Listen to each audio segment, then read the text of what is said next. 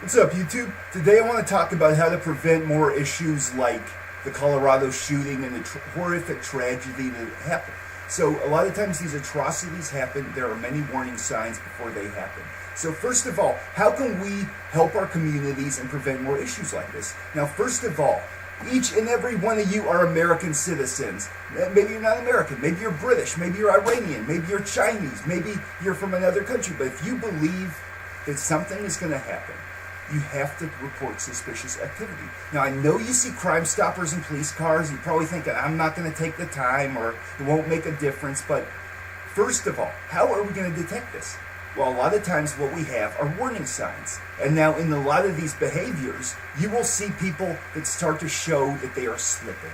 Now, like in the Columbine massacre, the children were behaving in a power reassertive manner. They were empty.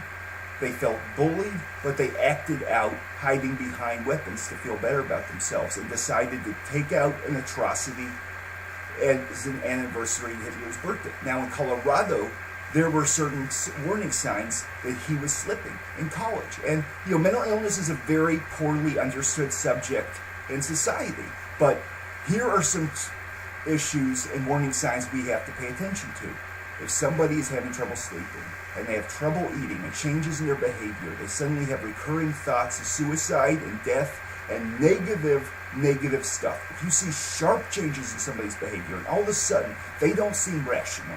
Now, what is rational? Rational means making good judgments, making stuff that makes sense. If somebody is doing weird behaviors all of a sudden and they are suddenly starting to act differently, this is where somebody may need to get help.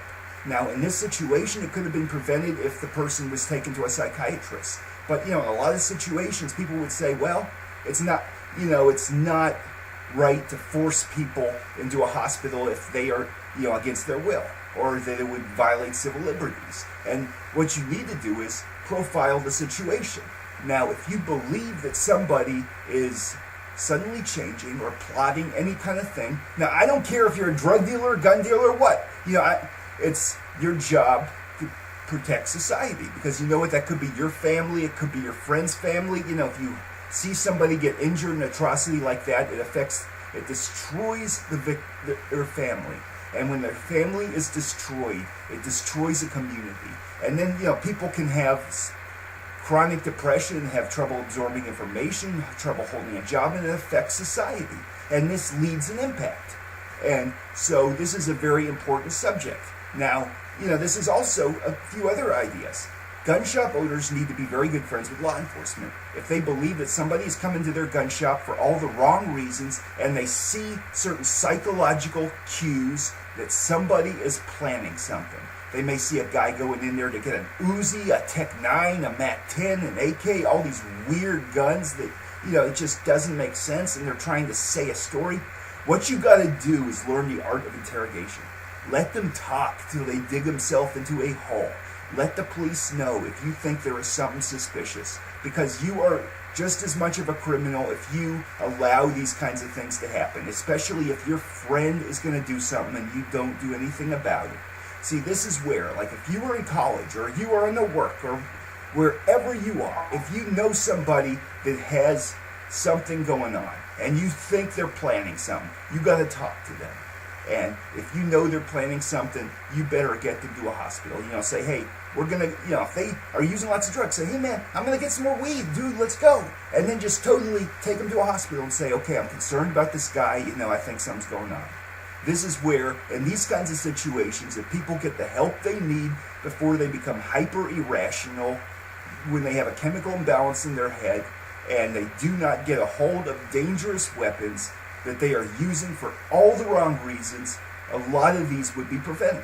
And if we could see warning signs in people's behavior, and they start getting less rational, they start getting anger, they start acting anger retaliatory, they start acting out in weird ways all of a sudden, and having changes with behavior, this is a sign that something may happen. And this is where it is the responsible thing to get somebody help, or get them to a place where they need to be in order to get psychiatric help, because a lot of these events could have been prevented. And you'll see a lot of serial killers who have played the system, and they have played a record. and they do not have any intention of controlling their behavior in their house, but they will have certain warning signs and certain odd behaviors, and something about them seems off. So when you're talking to these people, if they seem to have a different tone and there's something about them just doesn't seem right, report it. Let this go to a hospital. If they're your friend, take them to even the emergency room. Say, I'm concerned about this. Now, this is where, when you see these people and they talk about doing that, you got to humor it and keep them going and talking to decide if they really are dangerous. The second you yell at them and tell them you're on their case, they're going to shut up and change their behaviors. And like James Holmes probably would have hid all that stuff if he knew they were onto him. And this is where, he kind of had a mixed side, because he was perpetrating a vicious, heinous, atrocious act against innocent people with a wired apartment. But then he goes into the emergency room and into the jail. They got him on Seroquel and antipsychotics, and that's why he looked drowsy in the picture. He's probably schizophrenic, and he was in a stage of psychosis. Now, this is a cue. If you think somebody is not rational and they're suddenly becoming different, then you need to report this, or you need to get them help.